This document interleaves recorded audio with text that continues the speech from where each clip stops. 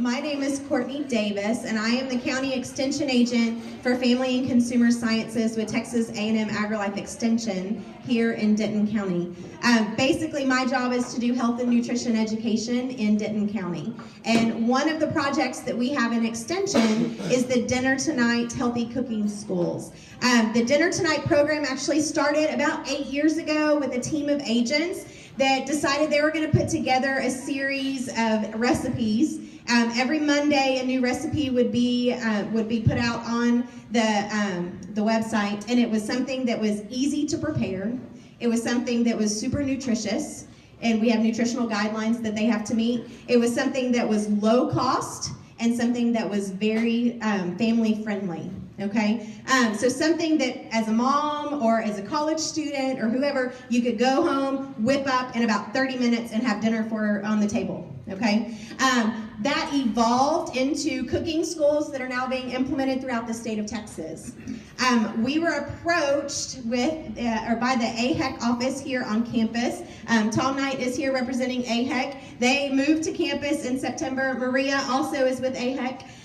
They called us and said, hey, we want to do something with students at TWU. And so we started looking at doing a program specifically marketed towards the Hispanic audience, and we called on our wonderful friends in the nutrition department and put together an amazing team. Let me tell you, I work with a lot of people here in the county. This group right here has impressed me beyond anybody I've ever worked with. They have been so much fun. And they have put so much work into this program tonight, and we've had a blast. So I'm going to allow each of them to introduce themselves and then get to your spots and get ready so we can get cooking, okay? My name is Ryan Dillman. I'm a junior here, and my major is food nutrition in business and industry. My name is Emily Ann Kendall. I'm a senior here, and my degree is dietetics. Hey, my name is Walter Rivas. I'm a senior here, and I'm actually a culinary science major. My name is Maritza Guerrero, and I'm a junior here, and my major is nutrition with an emphasis in wellness and a minor in kinesiology. Hi, I'm Victoria Martinez. I'm a freshman here, and my major is fashion merchandising. My name is Alba Martinez. I am majoring in nutrition with an emphasis in wellness. Hi, you guys. My name is Hannah Hogue. I am a junior here at TWU, and my major is nutrition with the emphasis in dietetics. My name is Meredith Mannix, and I'm a freshman, and my major is nutrition with an emphasis in dietetics. Hi, my name is Carla. I am a dietetics major, and I'm a freshman here at Texas. Thank you. I will tell you that all of the recipes that we are going to be demonstrating tonight, with the exception of I think one, maybe two, were put together by this group right here. We gave them the challenge. They took their favorite recipes from home, brought them to the table. We reworked them a little bit to make them more nutritious, and we presented them for this evening. So big round of applause to you guys for that. A couple of housekeeping items. Number one, I want to make sure that everybody checked in at the table in the back and put your name on the list, got a door prize ticket, also picked up a bag with all of the recipes and all of the goodie prizes in there, okay?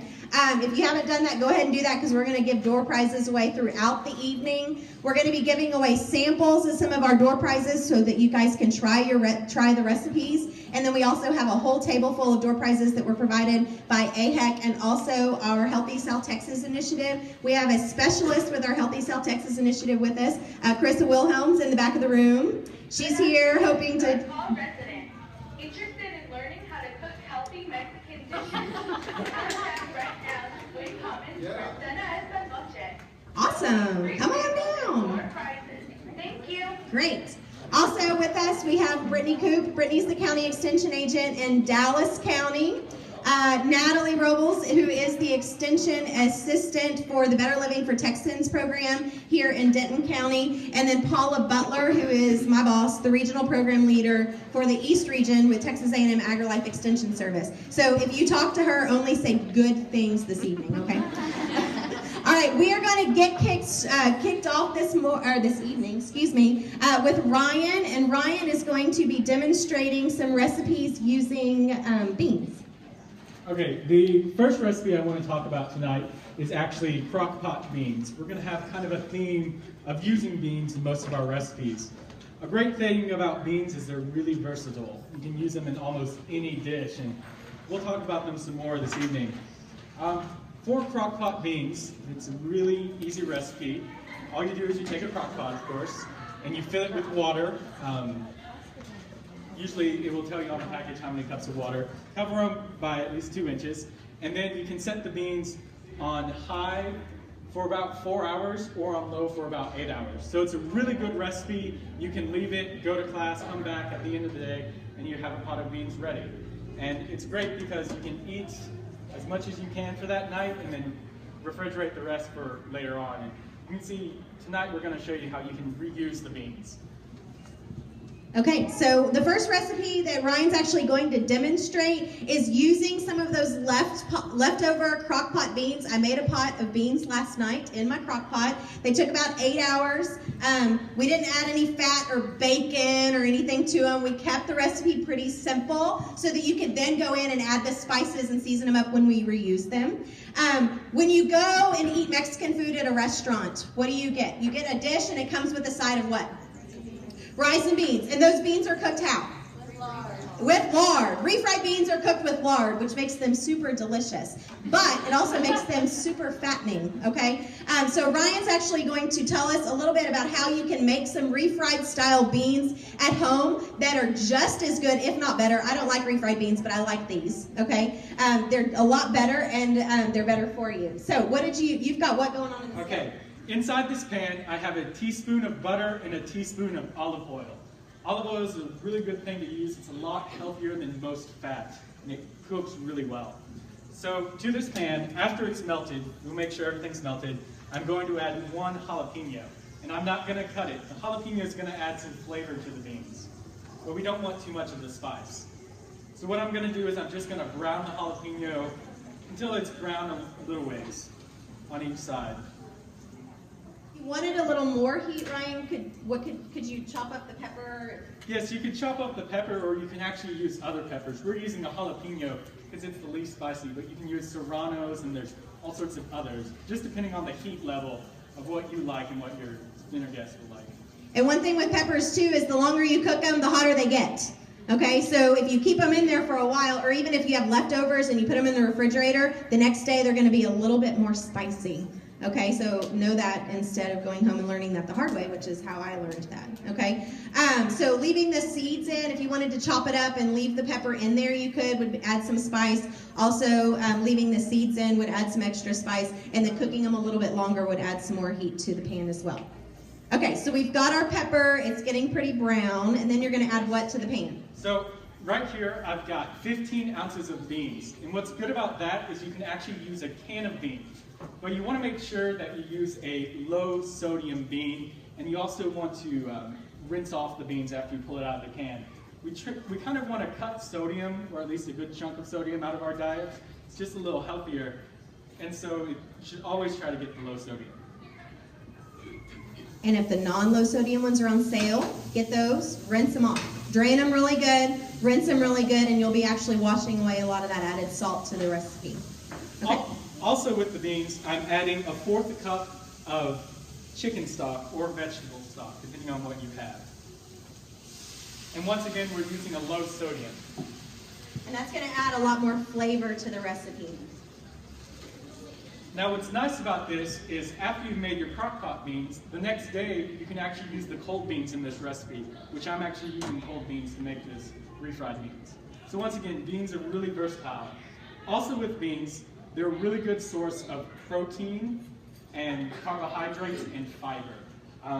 They're actually, you can use them as a meat replacer. And another good thing about beans is they actually help you feel full. You don't need as much to feel full. And so as the beans are cooking, what I'm going to do, I'm going to cook this for about 10-15 minutes, and while it's cooking, I'm going to start mashing the beans to make a good paste. Beans are actually the #1 source of protein used throughout the world. And I learned actually just today when I was doing a little extra research that the United Nations has actually recognized beans as being the 2016 food of the world. To flavor the beans, I'm actually going to add a little bit of black pepper, and you can flavor them with anything you like, any spice. We're going to try to stay away from salt. Salt is great, adds good flavor, but once again, that's adding sodium into your diet. Now, what I'm trying to do with the refried beans is I'm actually trying to get rid of the moisture that was added by the sauce and the beans. You want it to be a real nice paste when you're making refried beans. So those are going to cook for about, what, 10, 15 minutes or so? Okay, so those would cook down for about 10 or 15 minutes. You can remove the pepper at the end of it so that and take away some of the heat. And then these beans can actually turn around and be used in lots of different recipes, which will lead us down to our next demonstration. Do you have anything else you want to add, Ryan? I don't think so. I think that's it. Good job. Thank you very much. You've got it smelling great in here. Alright, well, thanks guys for coming by. We're actually going to be making a nacho recipe. So this is not your traditional nachos. You're not going to go to the, we're not going to add a ton of that processed cheese. We're not going to add a ton of that chili on top. You know, those onions, whatever y'all like. We're going to make a healthier version of it. You know, a lot less fat, a lot less sodium, a lot less everything. A lot better for you. For here we got some diced tomatoes up front. We're actually going to make these nachos with pico de gallo. So these tomatoes, I diced them about 1/4 inch. And then I got right here, I got some cilantro. I used some canned corn, so you don't have to go actually buy boil your corn and everything. Just get some canned corn. Actually make sure you rinse it out the same way as the beans. That way we can remove some of that sodium, keep them healthy. Right here I have some minced jalapenos. I just use about half of one. I'm not really big into spice. And how Ryan was telling you earlier, the beans that we made in the crock pot, I'm actually using some of those right here. And this is actually going to go in my recipe, just on top. And then I also have some lime wedges, and I have some low-fat mozzarella cheese. So I'm actually going to be demoing how to actually dice an onion. So how many here, by the raise of hands, know how to dice an onion correctly? Okay. Think you know how to dice an onion? Oh, I think I'm not. Okay, for those who don't, I'm actually going to go and give you kind of the process. I already have one right here. It's actually half. Longwise, and what I'm going to end up doing right now is I'm going to end up cutting the part where the root's not there, so this pointy edge, I'm going to end up cutting that off, leaving this root. So if you see this little brown dot, I leave this on. So that's the fuzzy end, is that right? The fuzzy end? Yeah, exactly. So I'm going to end up cutting right here, and then I'm going to go ahead and peel it off. The reason I keep the end of the onion is so the onion doesn't fall apart into pieces. So when I start trying to dice it up, it doesn't just go everywhere. So let me just get this peeled. Alright, so what I'm going to do right now is actually get this knife and go long ways. I'm going to go through the onion. I'm going to go about maybe 1/4 inch thick. But you're not going all the way to the end. No, I'm not going all the way into the end, and that's for the same reason. We don't want the onion to fall apart, so we're going to end up maybe leaving about 1/4 inch also away from the end. And then we're going to go around and actually go through it again. We're going to just come by here, rock the knife, and just come and cut it through. Can I ask you a question? How do you keep an onion from making your eyes water? Is there a trick with that? There is a trick. There is a trick. I like her. She said let somebody else cut it. Yeah. I'm with you. Yeah, I try not to make an emotional connection with the onion. No. What I end up doing is you can also put it in the freezer before you use it because it's really that juice that gets to you and hits you the first time. What I ended up doing, because I was just going to cut it up here, I cut it ahead of time. So I let kind of the juice kind of disperse so it doesn't hit me initially. So I got this onion cut up. And does that answer your question? Sorry about that. It was perfect. Put it in the freezer for a few minutes. I've also heard if you chew gum at the same time, that's never worked for me. But that does not work for me either. Oh, thank you. So yeah, let's get this on the bowl. Alright, and then we're going to add these tomatoes in here. So you've got how many tomatoes that you chopped in? I've actually chopped 3 tomatoes, so I usually use like Roma tomatoes. It kind of makes it easier pico de gallo, more traditional. I'm going to use about, I don't know, maybe a little bundle of cilantro, maybe like 2 tablespoons. And then I'm going to use about a tablespoon of minced jalapeno.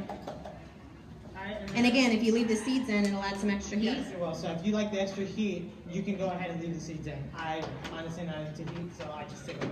So I'm gonna get the two lemon wedges. I'm gonna squeeze them in there. Limes. Apologize. Then I add a tiny bit of olive oil. Usually it's your type of oil that's a little bit better for you. You know, I don't want to add some butter in there, a really thick oil. Here, mix this up.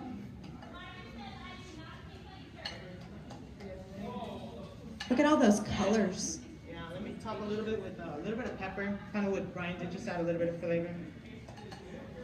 Alright, and then I'm going to start making the nachos. I already have a pre-made, so what I ended up doing was, instead of using your normal nacho chips that you get at the store that are actually fried, salted, and everything, I made my own. So I got some corn tortillas, a couple of them, and then I just cut them into triangles, put a little bit of olive oil, a little bit of salt, pepper, put them in the oven, and you get just as good as chips, even better for you.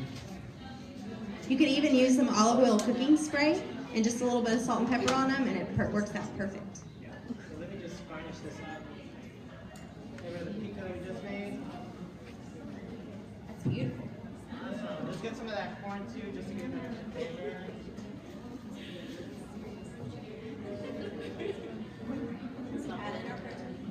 Yeah, we need that protein.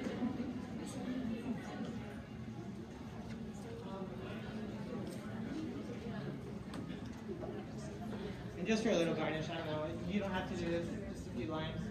And there we go. Gorgeous. Perfect, perfect. Where's our door prize bucket? Our tickets? Why don't we, Maria, do you want to go grab that? And we'll go ahead and draw a couple of door prizes for some individuals that can try our nachos. Girls, will y'all portion out the nachos for us into a few pages?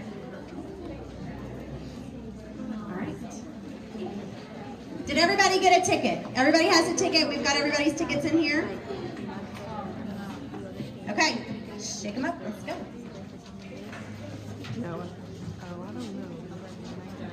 All right. Why don't we draw for like 2 door prizes and then we'll go to the samples. Okay. Ticket number 677161. 677161. Woo! Oh, we've got 2 of them. 677161.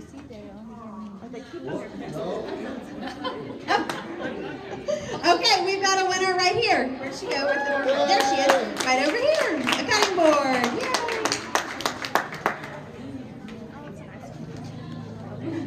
All right, 677177. There we go.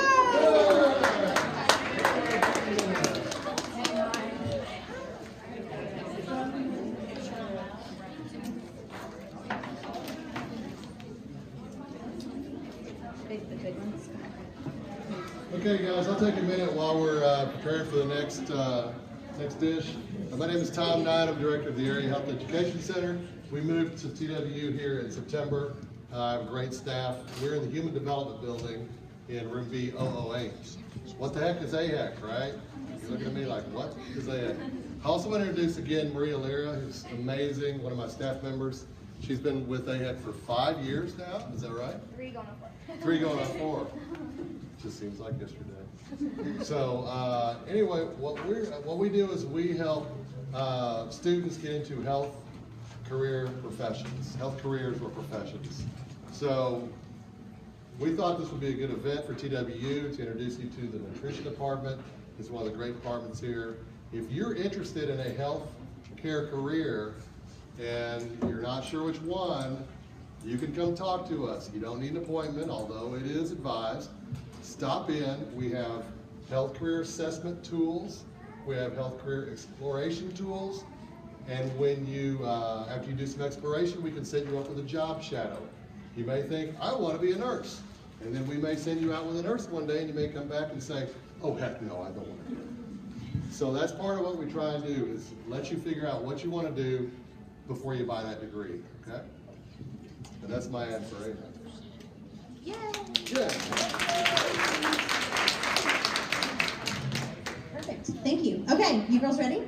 All right, next up with another bean Recipe, we have Victoria and Alba Martinez, and they are going to be using some of the refried beans that Ryan made for both of their dishes. Hello guys, so today we're going to be making two very similar but very simple recipes. Victoria here is going to be making sopes, and I'm going to be making something that's called a mollete. So what a mollete originally is half of a torta bread with beans on top and melted cheese. But today we're going to be using whole wheat bread instead of the typical torta bread. And so we have some 4 slices here already toasted and buttered. We have our oven at 300, and we're going to add some beans on top. The same beans that Ryan made for us. So why whole wheat? Whole wheat has higher fiber content. So this fiber, how Ryan was saying, makes you feel fuller longer. So it has some effects for making you lose weight. It's also been linked to lowering cardiovascular disease, so that's a plus. And the way you know you have whole wheat bread is on the label of that loaf, you must see the word whole. So if it doesn't say whole, it's not whole wheat. It has to say whole wheat, it has to say 100%. As long as the whole word is in there, then you've got yourself some whole wheat bread with a lot of fiber in there.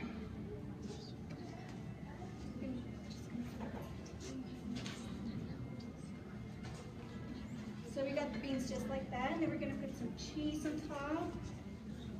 We'll just put them in the oven for a couple of minutes until the cheese is completely melted. And while that's working, I'll let Victoria here explain her recipe. Okay, hi everyone. So today I'm going to be making some traditional Mexican sopes. And what a sope is, it's just corn flour and water mixed together, and they're usually deep fried, and they have a certain crep to them. And what that does, deep frying is not really healthy. All of us, we're in Texas, we do everything deep fried, but so do Hispanics. So today what we're doing differently is we're going to be pan frying them. So we're just going to be using a little bit of olive oil, and the final result is what you get right here. But the difference in using olive oil and just pan frying them instead of deep frying them is that we're cutting half of the fat.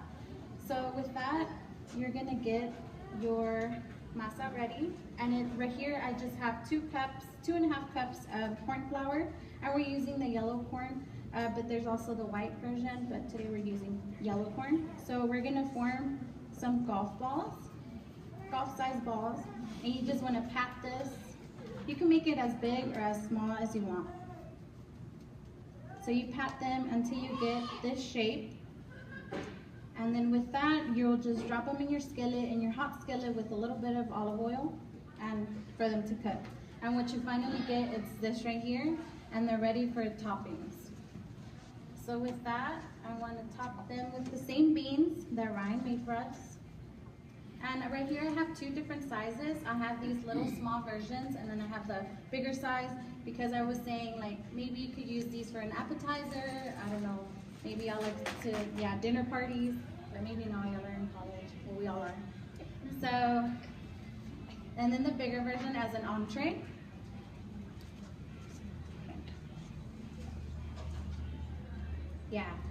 Usually 2 per person. If not, it's up to you guys. Okay, are those ready?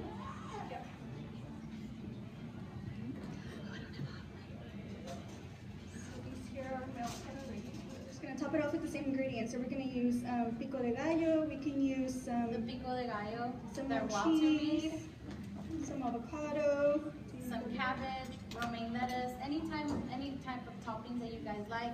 Onions, or cilantro, honestly anything you guys want, you can put on top of these dishes. Since they're very similar, but yet they're still so different. For the molletes, typically as Hispanics, we like them for breakfast. Well, I know in our household, we eat them for breakfast sometimes, and we like them. Maybe not with the pico de gallo, because you don't want that heavy onion flavor. And then the sopes, it's a good, healthy, hearty dinner choice, but yet healthy. And as you can tell, like, so far all our recipes have been vegetarian, and vegetarian recipes can be healthy and yummy at the same time. So I have a question. What was the different, or what changes did we make to the molletes? Okay, and how do they vary from the traditional ones? So the molletes, you usually use that white torta bread, so it has no fiber, but well, not high content fiber as the whole wheat. So here you have two different alternatives. You can either do an alternative that has high fiber content, or an alternative like the sopes that has low fat. Very good. Those look delicious. And very pretty. Can you see them on the screen? There are lots of colors there on the plate. Put some avocado in that. Do you want to show them how you dice that? Oh yeah, this is just cut in half, and then you hold the avocado like this, and you just run your knife through them, horizontal and vertically, and then that way you can just scoop it out with your spoon, and it'll be so much easier. Yeah. And maybe you guys have it. Those look fantastic. Thank you, ladies. How were our nachos? Thumbs up. Who got to try our nachos? Good. Anyone want to speak on behalf of the nachos? No. Okay. But I'm glad you liked them. I got all thumbs up, so that's good. That's really good. Okay, we'll draw for prizes on these so that we can get some to taste in a minute. If you guys want to come get these and get them plated so that we can do that. Yes. On the sofas, can you make the patties ahead of time and refrigerate them and then top them later, or do you have to make them fresh for them to be good? They're best warm because you get that crispy and still inside they're like soft, but you can, but I prefer them warm. Could you warm them up in a skillet? Yeah, you can, you definitely can. Very good. Or maybe stick them under a broiler or something, I wonder. Okay, while they get those plated up, we're going to go ahead and move over here to Miss Hannah. Hannah is going to be demonstrating probably one of the more, I don't want to say difficult, because it's not difficult at all. One of the more detailed recipes that we have, but they are so delicious. So, Miss Hannah, what are you demonstrating for us today? I will. Today we are making veggie enchiladas. So who here has tried enchiladas? Let me see by hand. And who's tried veggie enchiladas? Okay, here's to new things, right? Okay. So basically what we have here is a cup of queso fresco. We're just gonna mix all of these ingredients in a bowl. 6 ounces of Monterey Jack cheese. Pour that baby in there. Like this recipe is very, very simple. Once all you gotta do is prep the ingredients and then dump it in a bowl, mix it together. And this is a cup of corn, whole kernel. And we have a cup of beans, our protein, fiber, and carbs like we learned today. And last but not least is 2 cups of fresh diced mushrooms. You see, the thing about these mushrooms, because this is a vegetable-oriented mushrooms serve as that texture purpose. It gives you, once they're baked and cooked well, they'll be nice and soft and moist. So you almost think that you're having meat with the sauce and everything on it, so you'll love it. We had 2 members of our team that did not like mushrooms and did not want to try these enchiladas, and they loved the enchiladas. So even if you're not a mushroom eater, try these. I promise you, you'll like them. You can't knock it till you try it, so. We have a teaspoon of chili powder and a teaspoon of cumin. And let me just say, cumin is one of the best seasonings to use. I see you, Vanessa, yes. Instead of salt or high sodium seasonings, I would highly recommend cumin. It just adds a good flavor, nice and smoky to your dishes. So I'm gonna dump these babies in here, and we're just gonna mix it all together.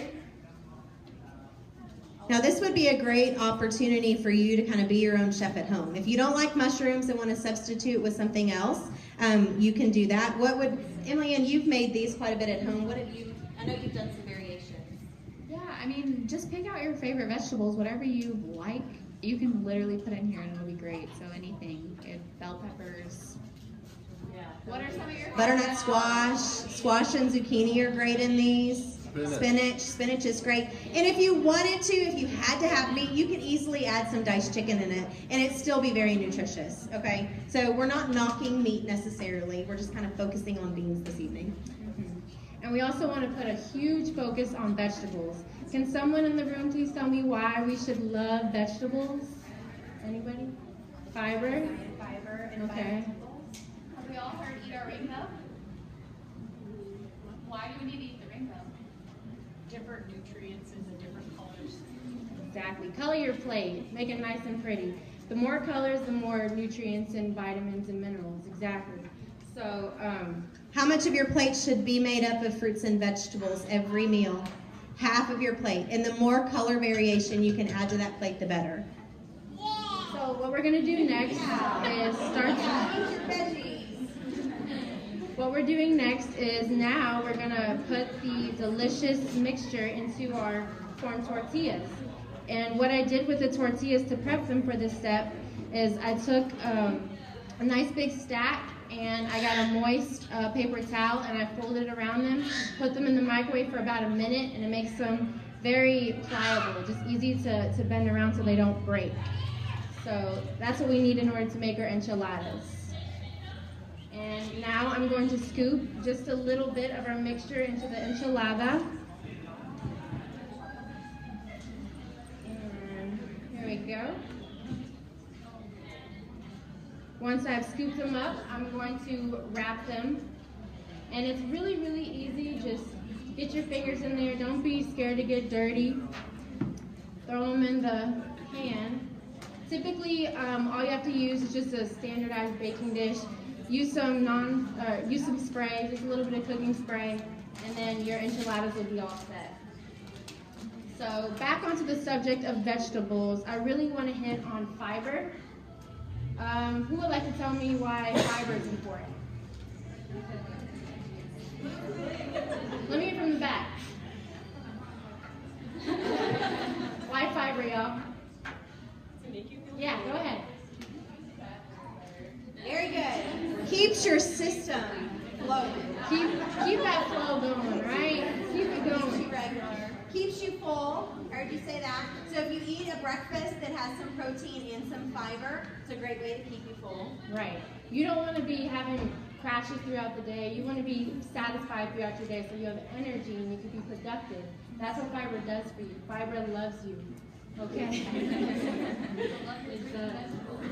Exactly. When I teach preschoolers, I attribute it to a tube of toothpaste. Okay, your intestines are like a tube of toothpaste. And if you think about it, when you get down to the end of the tube of toothpaste and there's not a whole lot in there, you really have to squeeze to get any toothpaste out. If you are eating a diet that is low in fiber, that's what your intestines are doing. So you got to get a full tube of toothpaste. Eat your fiber, eat your vegetables. You'll never forget it. You'll never forget it. Okay, so Hannah is filling these. This recipe actually makes 16 enchiladas. We actually made these ahead of time, so we have some that have already been cooked. Those look good. And another tip I want to throw out about vegetables, it doesn't matter if it's canned or frozen or fresh. I mean, we're all on a budget. I'm a college student, so you just do whatever's most affordable and you get those vegetables. Just make sure the canned is low sodium and you just stock up your kitchen with fruits and vegetables. Do you guys like canned and frozen fruits and veggies? Have you guys tried it at all?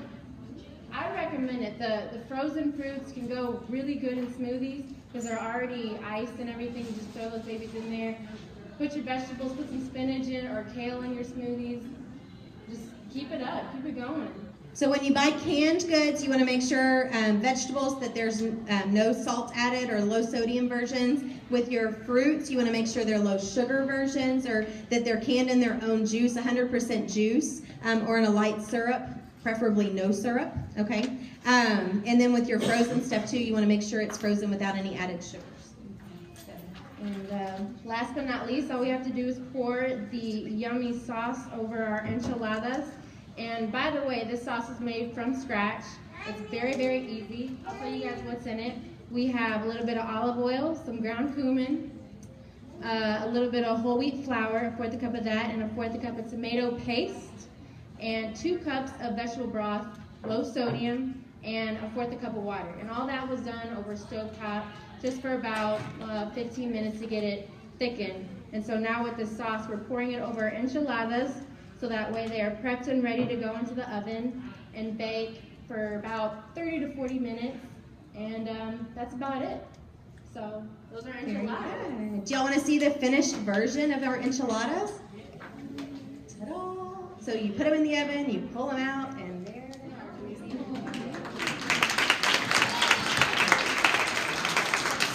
They're pretty and delicious. Fantastic. Thank you, Hannah. Good job. Okay, let's pull some door prizes. While we get those ready to pull door prizes, I want Emily Ann to talk a little bit about the pantry that is available to students here on campus. So, speaking of college students on a budget, if you ever have a moment to where you're thinking, I don't know what I'm going to eat tonight, I want you to know that STW students, we do have access to a food pantry. Raise your hand if you knew we actually had a food pantry on campus. Great, okay, it's good to know.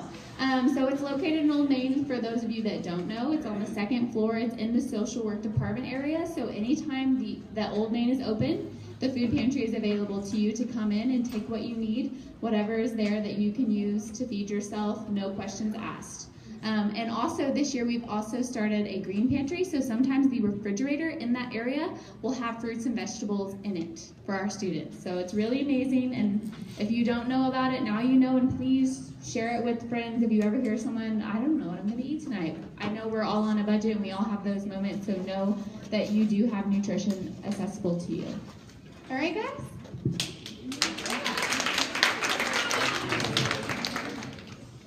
All right, we ready to give away some prizes? A whole bunch of samples. 147. Right there. I think everybody's eating enchiladas tonight. How are they? How are the enchiladas? Good? How about the sopes or the molletes? How about the sopes? They like them? How are the enchiladas? They're very good. What do you like about them? The mixture of the flavors. Are you surprised that they're that good for a vegetarian? You know, I'm vegetarian, so no. But they're very good. 186. What vegetable would you add to them? I do a lot of spinach. A lot of spinach. Yeah. And mushrooms. Spinach, mushroom, and white cheese. Have you ever made your own enchilada sauce? No, I've never made my own enchilada sauce. So this one's way lower in sodium, guys. Like a whole lot lower, but you don't sacrifice any of your flavor. It's really, really good. Well, and you know what I was thinking when you were showing that is everybody, you know, it's always these cooking shows. Everybody's got this stuff out, and you're like, oh, isn't that nice? You can do that the night before. You know, you take a little break from homework. It's like, let me go and prep this stuff up. They sell these things really cheap. Or make a pan and freeze them in individual portions, and then pull them out, and then you've got meals for however long. You know, they'll stay in the freezer for a while. 176. 176, exactly. 176. All right, we got one more, and then let's do some prizes. Okay, 169. Hey, all right.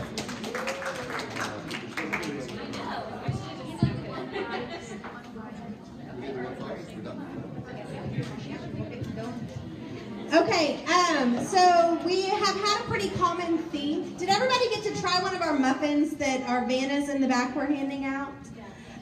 These two girls in the back are wearing plastic name badges. That's because they are the new, or two of the new Master Wellness Volunteers. The Master Wellness Volunteer Program is an extension volunteer program in which you go through 40 hours of training in the areas of health and wellness and nutrition, and then they commit 40 hours back to the program. It's a great way to get some networking in with other volunteers. It's a great way to get some experience volunteering for extension programs, doing projects like tonight's cooking school, doing some special projects I've already talked to them about doing, some other really cool ideas that they've got. So if you're looking for a way to get engaged and to kind of get credit, I guess, for volunteering, we have a great program here, the Master Wellness Volunteers. They have the two of them, so that's Jessica and Danielle, and then Marty Otero over here. She's with the Texas Hunger Initiative. She's also one of our new Master Wellness Volunteers intern, and Marty handed me a note to speak on, and I set it down somewhere,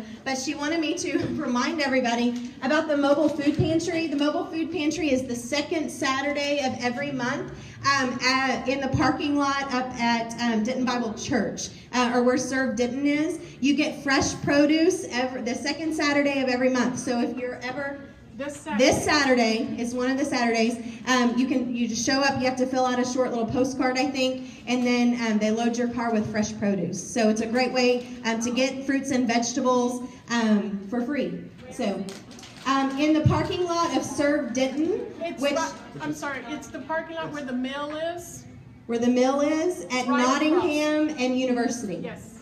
Okay, a big Terrence food bank 18-wheeler comes in. It's hard to miss. Okay, so thank you for that. 9 to 11.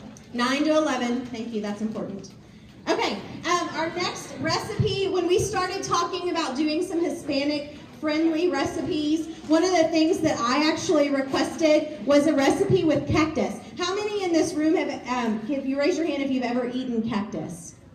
Okay, well, it's something I hadn't experimented a whole lot with, and so I was really excited when Maritza actually took on the challenge of doing a cactus recipe, and I've actually learned quite a bit from her. So Maritza is going to be demonstrating a soup recipe made with cactus and garbanzo beans. So I'm going to be demonstrating in Spanish, sopa de garbanzos con nopales, or translation, garbanzo beans with cactus, soup garbanzo beans with cactus. So, usually whenever you want to find cactus at the local market, usually I find them in the little Mexican restaurants. So I don't know if you guys are from around Dallas, whether Fiesta Carnival, you can find these, and they're already cut for you. Or unless you want to go either Walmart and find them with already the thorns, and I'm going to show you how to cut them and already take out the thorns. So the first thing you want to do is just hold down your cactus by the end of it, and then you could either use a knife or a potato peeler to take out the thorns. And you just scrape it off. You're going to be doing a mess. So make sure to be prepared for that. Okay, the thorns aren't still down in there, even though you scrape them off? No, you just scrape them off. And so the good thing about cactus, one of their health benefits, if you're looking for something for low in calorie, these are perfect for it. So 100 grams of fresh leaves of these just carry about 16 calories. Another thing about them is that they have anti-inflammatory properties, an immune booster as well. So if you're sick and you need something to help you get back in health, this is a great way. Instead of having chicken noodle soup, you can have cactus soup. I ate cactus one time, not by choice. It was the only thing around. Okay, that's actually pretty easy. I mean, you're getting that off easier than I thought. Easier than the time I had. So it's okay if, as you can see, that some part is a little bit pale. It's alright if it's like that. You just want to get the most of the thorns out of it. And then, and the taste of a cactus uncooked is what? It's texture-wise, it's similar to a piece of okra. So it's got kind of the crunch to it. oh, okay. It's a little bit slimy, so I don't know if you guys like slime or not, but So like okra, then, a little bit slimy. yeah, but it tastes really good if you're gonna grill it. Does it have a lot of flavor, or is it pretty bland? Kind of pretty bland. I mean, you could add some seasonal if you want to it, but I prefer bland. And so then you're gonna cut the bottom of it. And so once you see the thorns that are already out, I mean, you'll see a couple, then you can just take it out. But then you're gonna cut 1 inch of it around it. Okay, so you're cutting off the edge for the other thorns, right? Yes. Or you can buy them pre-cleaned at the store. Just saying.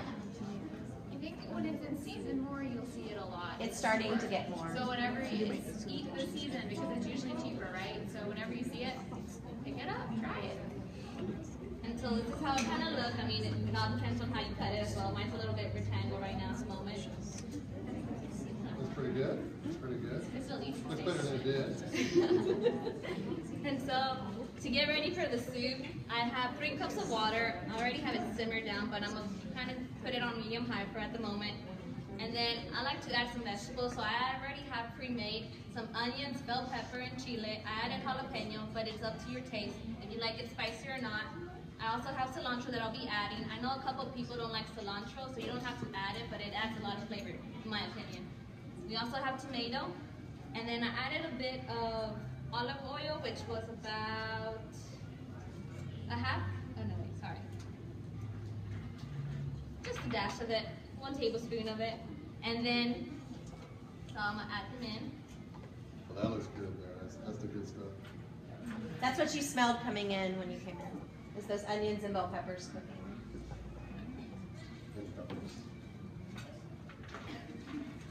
So is there a trick to removing the slime from the cactus? Yes.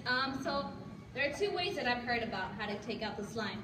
One of them is that you just get the cactus, and once you already peeled it off and took out the thorns, you want to wash it many times as you can to take out the slime. Another way that I've learned about it is you boil some water with the cactus and you add a piece of bread to it. The bread will absorb the slimeness, and then you'll be able to just eat your cactus without the sliminess.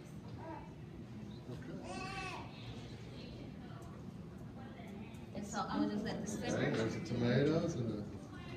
Is that on the screen? No. Okay. So it's onions and peppers that have been cooked with cilantro and peppers and tomatoes, and I can make a meal of that right there, right now. Okay. So while that's cooking, I'm gonna add the cactus. It's already cooked. It takes about 15 minutes. So once you already put them in the water, it'll take about 15 minutes to cook them. And we just boiled that down and then rinsed it several times to get rid of the slime. Okay, so it would just boil. We chopped it up and then boiled it for about 10 to 15 minutes. And the way that my mom makes garbanzo beans is that it takes about 3 hours though, because she gets them out of a bag. And so she boils it for 3 hours and then takes out the skin and then drains them off, and then she adds it in. The way that we could do it for a much like slower time would just get it from a can. Make sure that it says low sodium because we're trying to make it healthier. And so just drain off the juice or the water out of it and then put it in.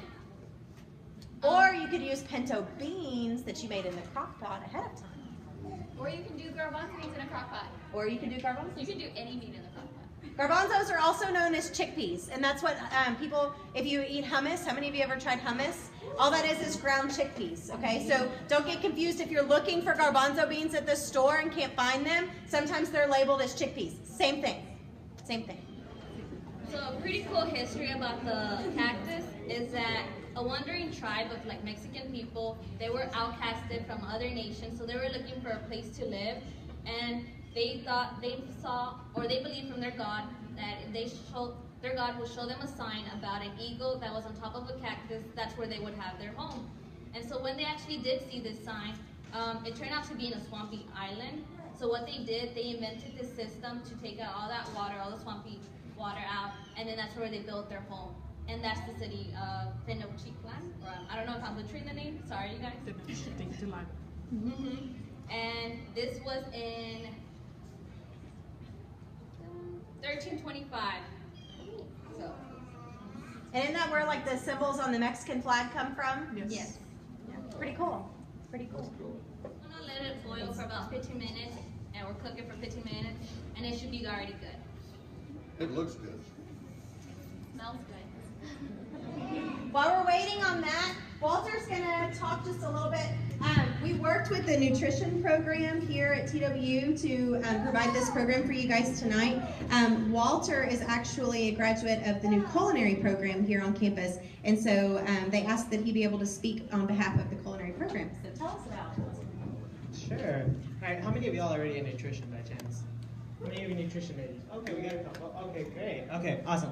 So basically, I'm just here kind of to promote the nutrition department in general. I'm a culinary science major, so if any of you actually by chance, let's say, have an associate's degree in culinary arts, I'm assuming none of you have. How many of you actually have an associate's already that actually transferred over in culinary? What? Okay, great. You have a culinary degree? You're on. Okay, well, associates, okay, that's good. But, so that's kind of my program, so if you have an associate's in culinary, for the most part, you're in culinary science. But for everybody else, we have other programs here at TWU. We have business and industry, we have wellness, we have dietetics. If I'm missing one, y'all let me know. Nutritional sciences, so, okay, let me ask this. How many of y'all are actually nursing majors?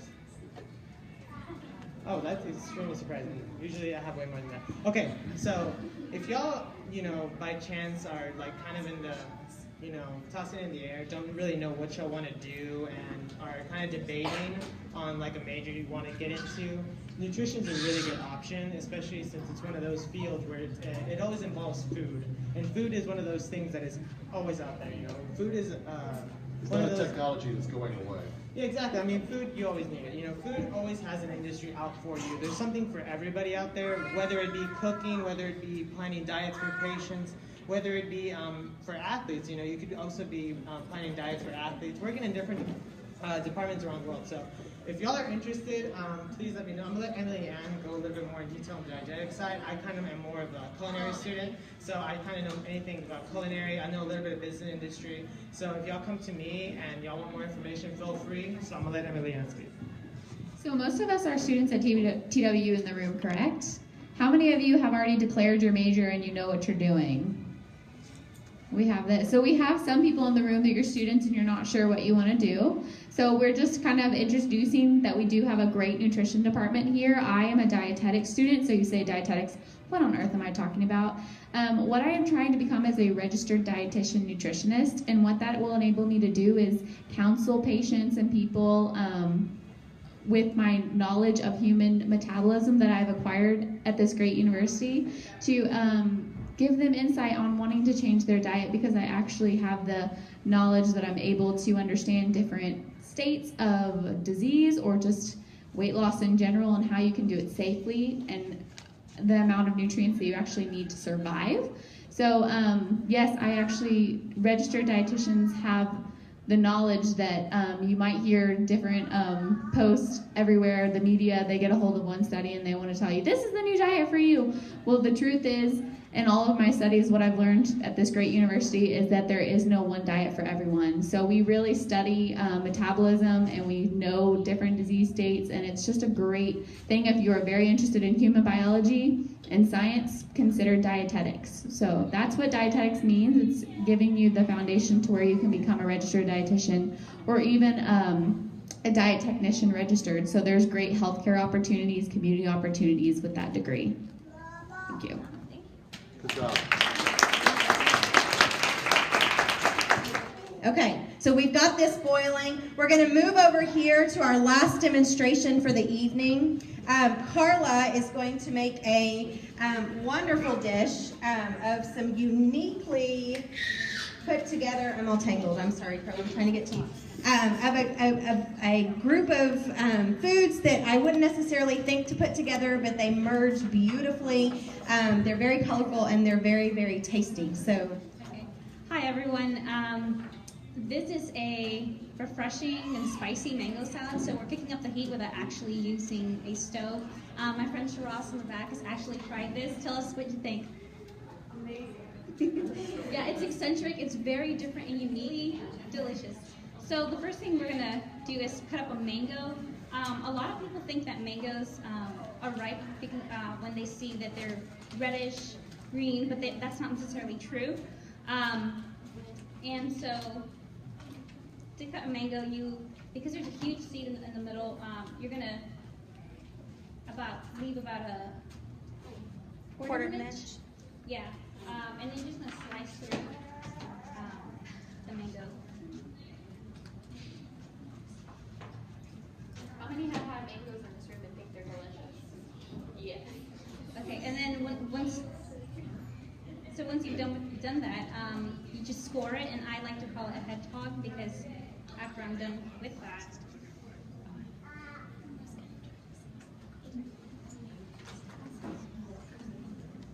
and you chop it up like this, then it looks like you've got a little. Look at that! And I've actually already got some pre-cut mango chunks in here. So all I'm going to do is with my spoon, very easily scoop it out. And if you don't have, if mangoes aren't available because they're not in season, you can totally use frozen mangoes and just let them thaw. Or can you heat them up in the microwave? Yeah, you can. And it's really good. And another fun fact is that mangoes actually have more potassium than bananas. A lot of people think of bananas as being like the powerhouse of potassium, but there are many more alternatives, and I personally think mangoes taste way better. They're also really high in vitamin A and C, and of course, fiber. We love our fiber. And because I'm thrifty, I also like to just take the skin around the seed and peel that off and get as much of that flesh off, and whatever's left, I just eat on my own. That's what I do. I just eat around it. I'm not serving that to us. The next thing I'm going to do is I'm going to cut up a cucumber. I like the different textures that go on, and I also like to get a little piece of everything into my salad. So I cut them into little triangles, and I'm just cutting up a little bit. Most of mine is already chopped up. How many people in the room like cucumbers? Very refreshing. We have some hot weather coming in. 70 degrees today. We're ready for summer, right? It's great in summer, especially. Hydrating. And a cool thing about this salad is that because of the juices and the fruit, if you let this marinate in the refrigerator, the flavor is enhanced even more. And so the next thing we have here is blueberries. Blueberries are also great in fiber, low-calorie foods. They taste amazing, and they add a great color to this salad. So I'm just going to dump some. Those colors are antioxidants. We love those too. And I've got some parsley in here. You can actually get some at the food pantry we have on campus. I've actually been blessed to be the coordinator for that for the past couple of weeks, and it has been from Johnson's Backyard, so we can send a special thank you to them, and they've been donating. It's been awesome. And a cool thing about parsley is that it actually has a lot of iron. A lot of people don't talk about herbs. We focus a lot on vegetables, and yes, they're great, but we also need to incorporate more herbs into our diet, and I think this is a very simple way of doing it. And the next thing I'm going to do is I have some mint. I know a lot of people who grow mint, so you don't even have to buy it because it's so easy to grow it. And like sometimes I see those little mint plants in the store, so you mean buying that and keeping it in my window. But just, getting seeds, and something I do is just roll it up and then give it a rough chop. It doesn't have to be pretty. And what I love about recipes is that they're just a guide. They're not a rule. So if you don't have some of these ingredients, don't worry about it. Just use what you got. I would actually throw in some jicama, which is like a mixture between a potato and a pear, or even watermelon. That will make it even prettier. And so the next thing that I'm going to add to this is some ginger. If you're not familiar with ginger, you want to get it to look smooth, not rough and dried up. And we're just going to add about a tablespoon in there.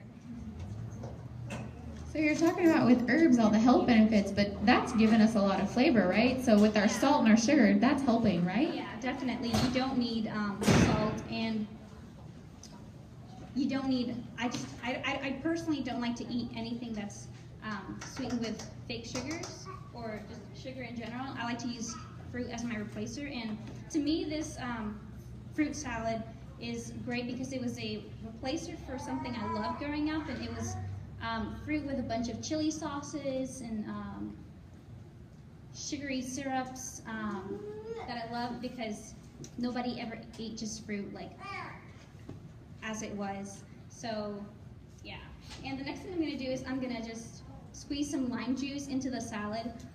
If it's not very juicy, what you can do is just roll it and then cut it up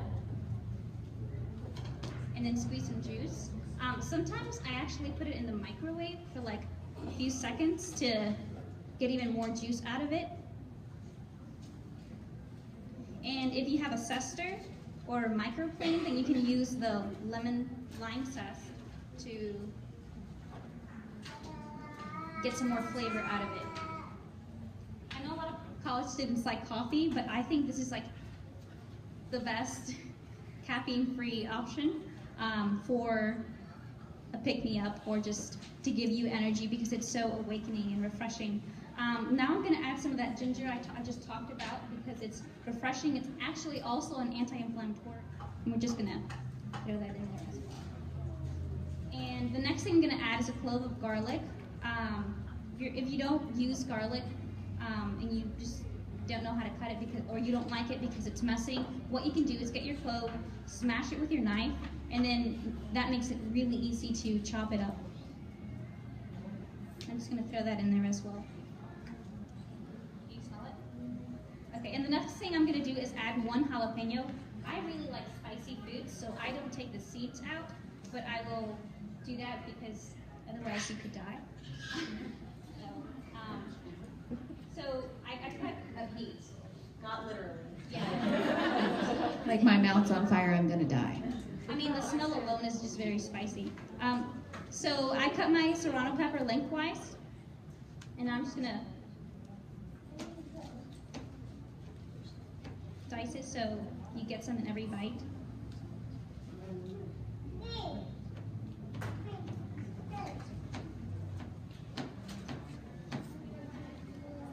And again, as this salad sits, this is a great one to make the day before and leave in your refrigerator for any kind of potluck or whatever. Just be careful because if you add the pepper seeds and stuff in, as the salad sits, it's going to gain some heat. So, a couple days later, it may be a little spicier than you were anticipating.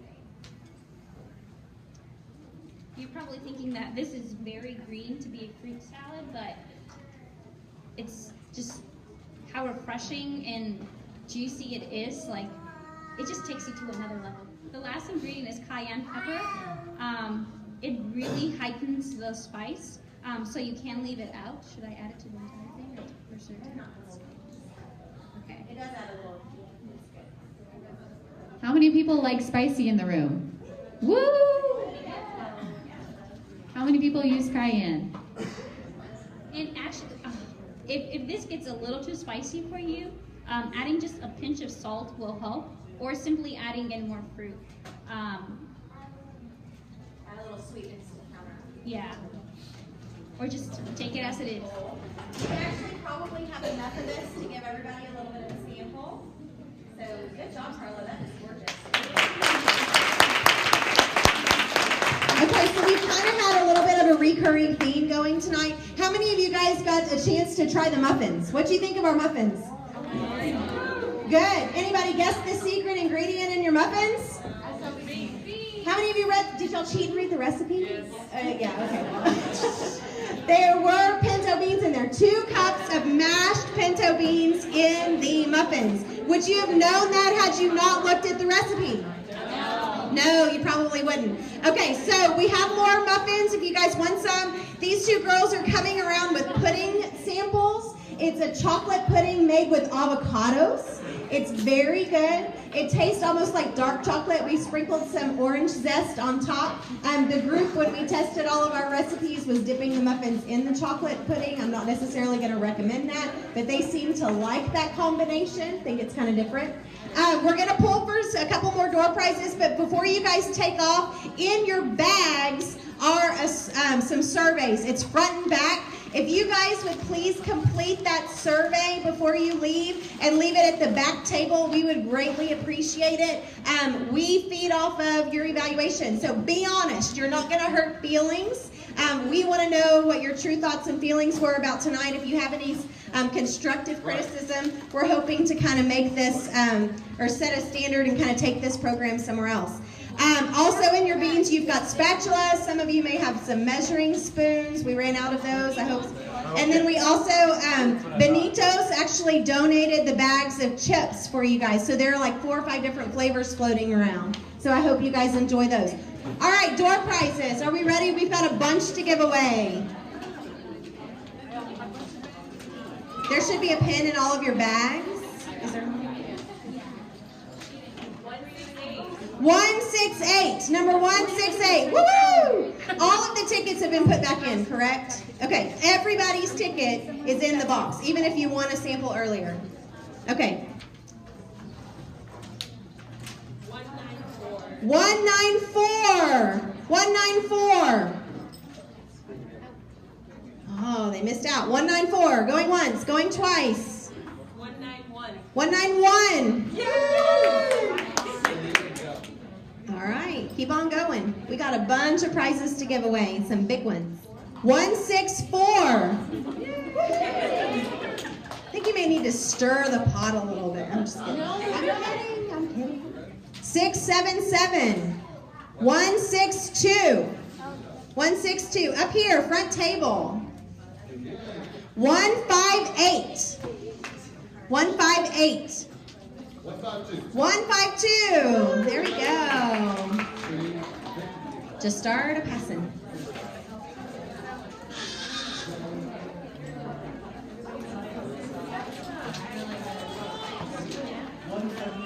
179. 179. Right here. All right, is that the last one? All right, the last one is a crock pot. Do not use it in your dorm. Do not use it in your dorm. Okay, crock pot, last door prize, 185.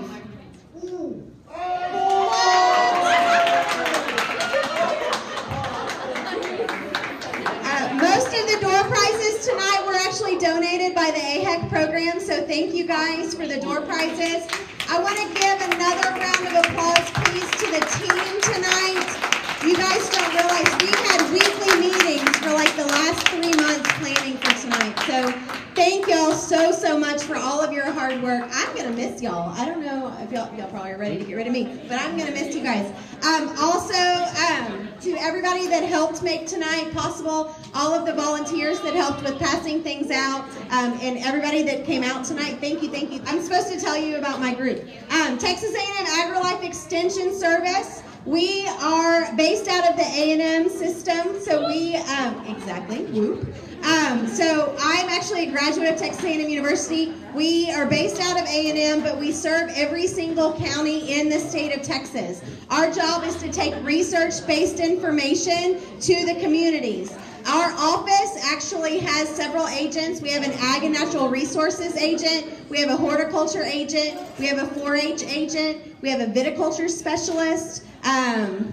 We have a food stamp nutrition education specialist, our Better Living for Texans extension assistant, Miss Natalie. And then I am the FCS agent. So like I said before, my job is to take research-based information in the areas of health, nutrition, safety, financial management, all of the wonderful things related to a family, to the communities. If you guys are interested in the extension program, we have some internship opportunities. If you guys want to just look into the life of an extension agent, I've spoken to several groups here on campus. Call me, come shadow me for a day. I'm fine with that. Every day of my job is completely different. It is so much fun. You get to do stuff like this, which is a lot of fun. Anyway, so thank y'all very much for coming tonight. We appreciate you. I just want to say again, the AHEC is in the Human Development Building, B008. If you do not know what career you want to go into, come on by and do a career assessment, okay? It's a lot of fun. I want to say special thanks to this lady who put it all together, worked hard, brought the students together. It was a ton of fun. In